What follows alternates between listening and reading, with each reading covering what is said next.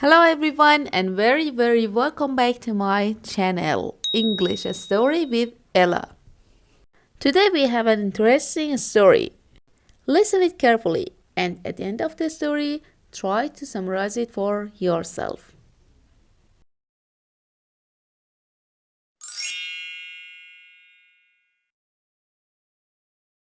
Almost 2 years have passed since that terrible day. I never wanted to speak about it again, but I feel it is my responsibility to describe the events leading up to it. A certain Colonel Moriarty, a brother of Professor James Moriarty, is responsible for rumours and lies about the character of my dear friend Sherlock Holmes that I will not repeat here. I am the only one who knows what happened between Sherlock Holmes and Professor Moriarty, and it is time that the world knew the truth. I still visited 221B Baker Street from time to time when Holmes wanted a companion to help him with his investigations, but not as often as before. In the final year of my visits, Holmes spent more and more time alone. The mystery he was trying to solve occupied a lot of his time, but he wouldn't speak about it, not even to me. One day, in early spring, I received a letter from France. Dear Watson, I am working in France for the French government on an important matter that will take me many months to solve. The weather is good, but the food is not so good. I hope all is well with the surgery. I will write again soon. Sherlock Holmes. From the letter, it seemed clear that I would not see him for some time, so you can imagine my surprise when only a month later he appeared at the window of my surgery. He looked pale and very worried. He entered at a door around the side. I know what you're thinking. He said before I could speak. I look terrible. I watched as Holmes went around the room making sure all the windows were locked. He closed the blinds. Holmes, what's the matter? I asked. Air guns. He replied. Air guns? I think you know me by now. He continued. I am not a nervous man, but there's a difference between stupidity and courage. And when someone is trying to kill me, I don't want them to have a clear shot through your windows. Do you have anything to drink? I gave him a glass of water. He checked the windows again. I'm sorry for coming here so late. I won't stay long. I think it's best if I leave over the wall at the back, he said. Holmes, please explain what all this is about. He said nothing. I looked at his hand. It was bleeding. I offered him something to clean it with. Holmes, this isn't a little fight. Look at your hand. Are you alone here in the surgery? He asked. Yes, I am now. There is another doctor who helps me during the week. Maybe he can help while you're away. I want you to come with me on a trip to Europe. I'm not sure of the exact location. We can decide when we get there. Holmes's behaviour was very strange. He never went on holiday. He certainly didn't go on trips for no reason. He saw the worried look in my eyes. There's only one person I can trust with this information, Watson, and that's you. For the first time in my life, he said, I have finally met my equal. His name is known to every criminal in London, but ask anyone in the street, and they'll say they've never heard of him. Professor Moriarty. The man is a genius. He's a criminal mastermind. Moriarty? A mastermind? You see? He laughed. No one knows the real Moriarty, but I do. The man is responsible for half the crimes in London. I could continue working for the French government. It's a nice life. It's well paid. But I cannot rest until Moriarty is in prison. Half the crimes in London? I repeated. But if you really believe this, why haven't you asked Scotland Yard to arrest him? Do you have the evidence? Crimes happen all the time. The criminal is caught. Sometimes they go to prison, then someone pays money and they go free. Sometimes they are never found. The important thing is that the man who controls everything is never caught. No one must ever suspect him. But what does he do? Everything and nothing. He is a well-educated university professor and one of the greatest mathematicians in Europe. At the age of 21, he wrote a thesis that was read all over the world. He was offered a job at a university. He worked very hard, but not towards anything good. He moved to London, where he has chosen to use his extraordinary brain for a life of crime. No one knows the criminal world better than I do. For years I have known that there is someone else behind the crimes I investigate. He is like a spider that sits in the center of a very large web. He plans, he sits, and he waits. He makes the threads, and I follow them. In 3 days' time, with my information, they could arrest Moriarty and all his men. But if I take one step in the wrong direction, then all my work counts for nothing. I was sitting in my chair, thinking about a case this morning, when a man walked into my room. I knew him immediately. His forehead was high, his skin was pale, and his shoulders were round from the time spent in his study. His eyes were so dark, I couldn't read the slightest emotion in them. He observed me with simple curiosity, as his head moved from side to side, like a snake. "You're not as intelligent as I thought," He said. "Don't you know it's dangerous to keep a loaded gun in your pocket?" I took out the gun that was in my pocket and put it on the table, but I kept my fingers close to it. "You know who I am." He hissed softly.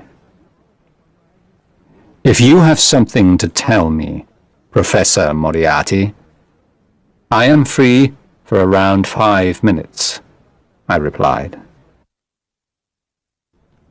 Holmes moved around the room restlessly. "And what happened next?" I asked. Moriarty asked me if I would continue with my investigations.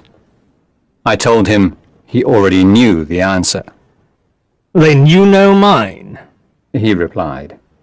He put his hand in his pocket. I placed my fingers on the gun on the table. But instead of a gun, he took out a notebook and read aloud. "On the 4th of January, you passed me in the street. On the 23rd of January, you were in my way. In the middle of February, you were causing me problems.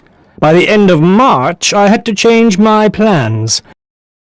Now I find, a month later, that you are trying to take my freedom from me. We both know that this cannot continue." "You're right," I said. "It won't continue.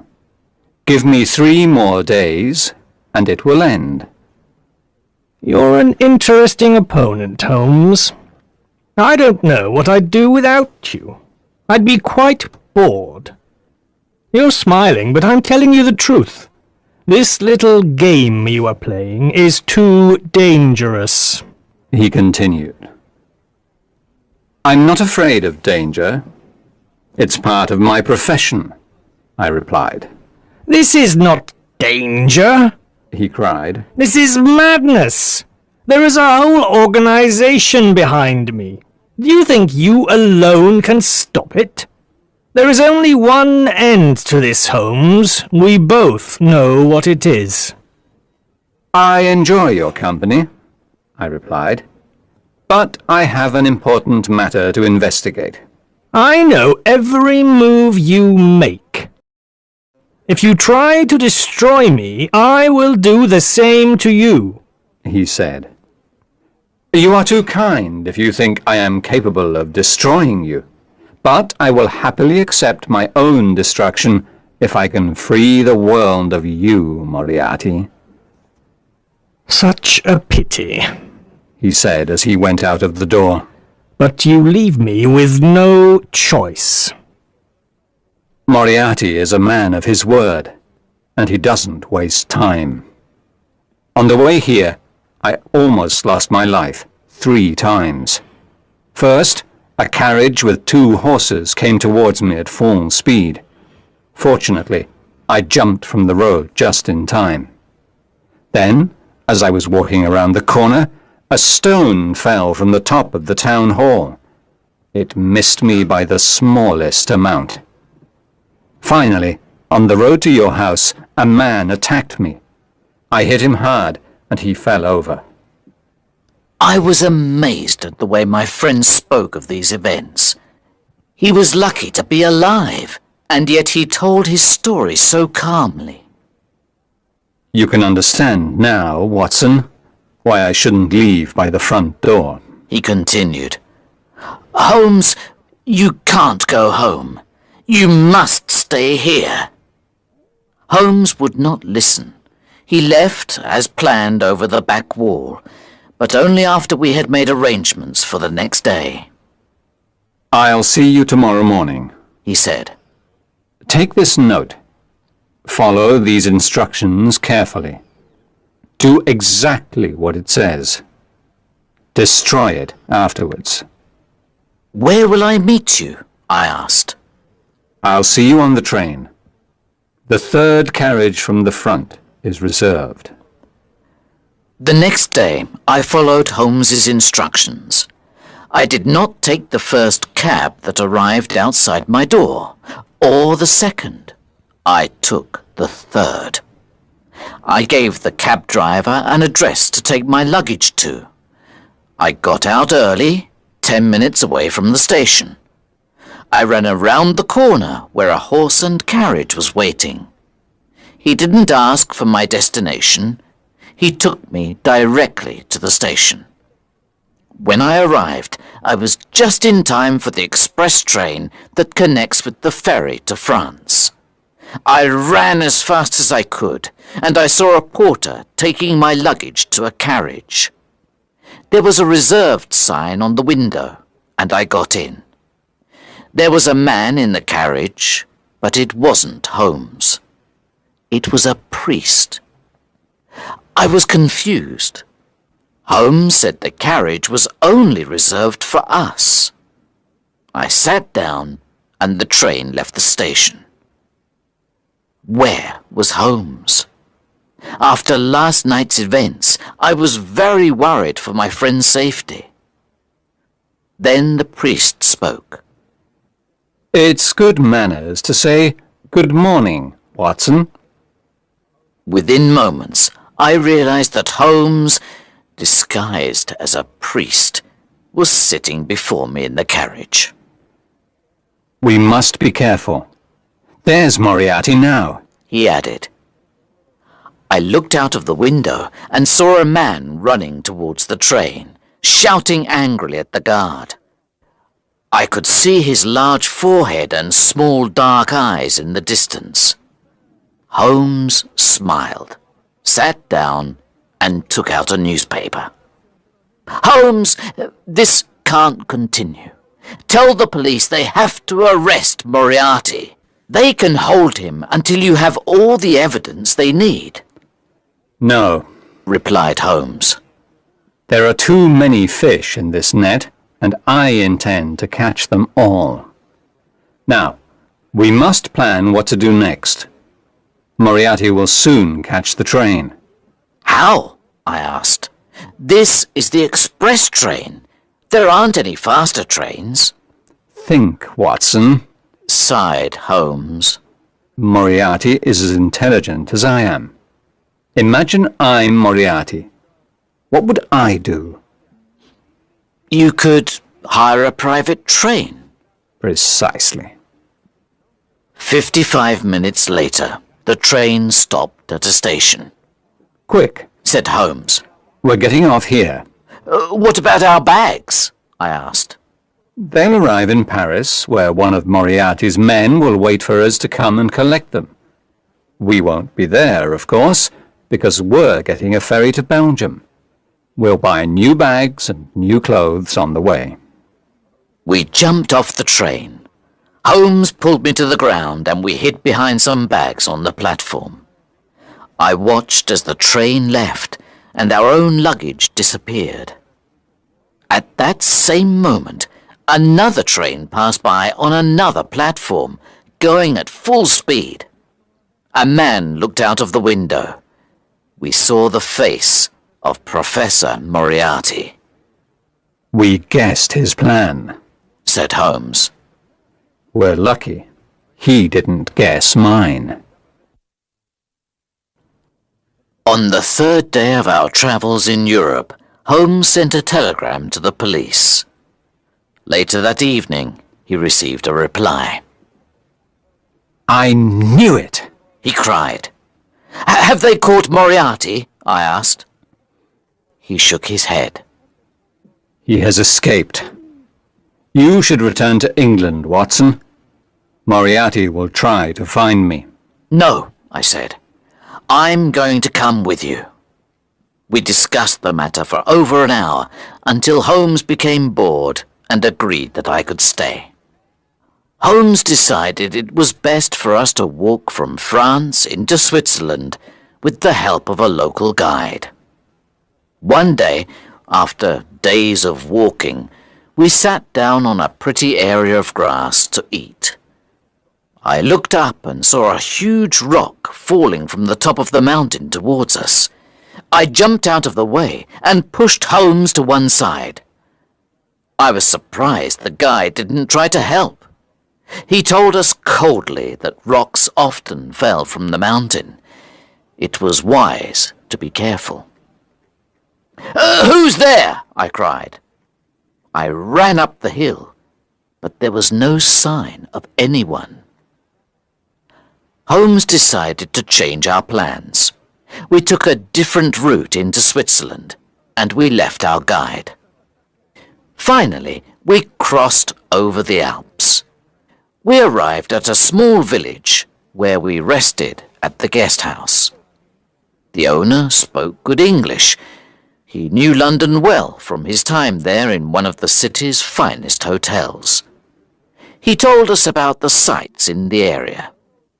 You really must go and see the Reichenbach Falls, He said. They are a beautiful sight at this time of year. You should stay another night. We said we had no plans to stay longer, and that we would continue to the next village of Rosenlaui. But Holmes agreed that we should see the falls first, as we weren't far away. After more than an hour along a steep, narrow path, we heard the falls. The water from the melted snow from the mountains fell into the depths below with a sound like thunder. The path ended at the waterfall. The only way back was along the same path we came. Smoke seemed to rise from the black rock at the bottom, like a cauldron. I shouted to Holmes, who was at the end of the path. I heard the echo of my voice from the bottom of the falls. We rested on a rock near the falls to admire the view. Soon after, a young Swiss boy came running towards us with a note in his hand. Herr Doctor! He shouted to me. He handed me the note. It was written in English. A young English woman is very ill. We think she is dying, but she doesn't speak any German. We need an English doctor to come quickly before it's too late. Holmes agreed he would continue to Rosenlaui with the Swiss boy as a guide. I would find another guide and see him later. I went back down the hill as quickly as I could to see the poor woman. Where's the patient? I asked. I hope she's not worse. What do you mean? The guest house owner asked. I handed him the note written on hotel paper. Didn't you write this? I asked. No, He said. this is very strange. Can you remember anyone asking you for paper? Not long before you left, a well-educated Englishman came here. I didn't wait to hear any more because I knew the rest. When I was coming down the path to the hotel, I remembered seeing a man on the other side of the hill walking up towards the falls.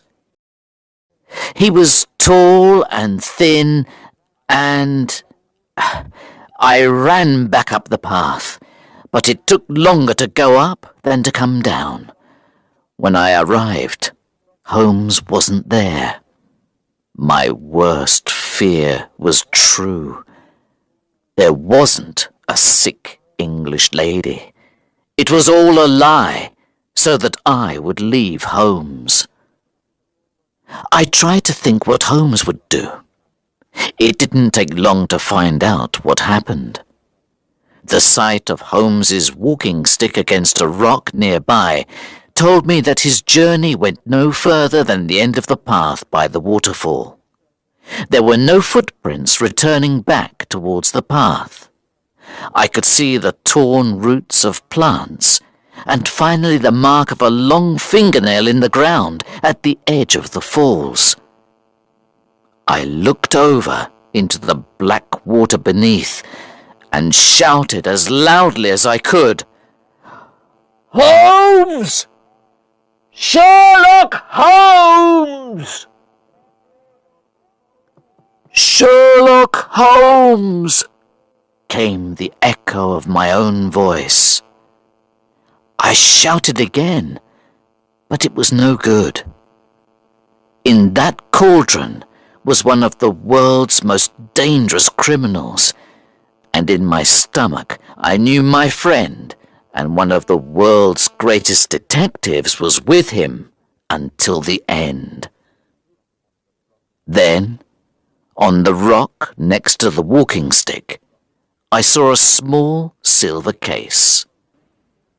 I picked it up. There was a note inside. It read, I am grateful to Professor Moriarty for giving me this opportunity to write to you. Now I will finally defeat one of the world's greatest criminals. Tell everyone the news. The police have all the information they need.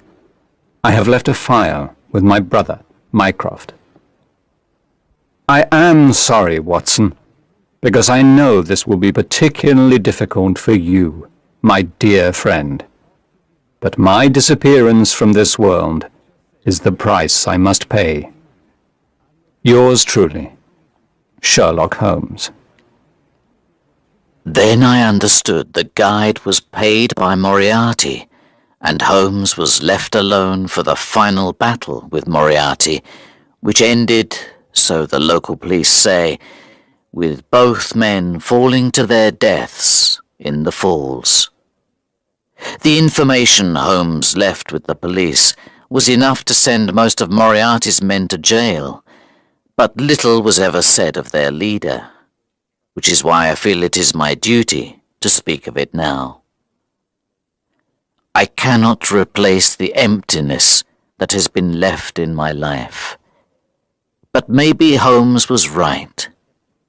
His disappearance was the price only a brilliant detective could pay. Sherlock Holmes was, and always will be, the best and wisest man that I have ever known.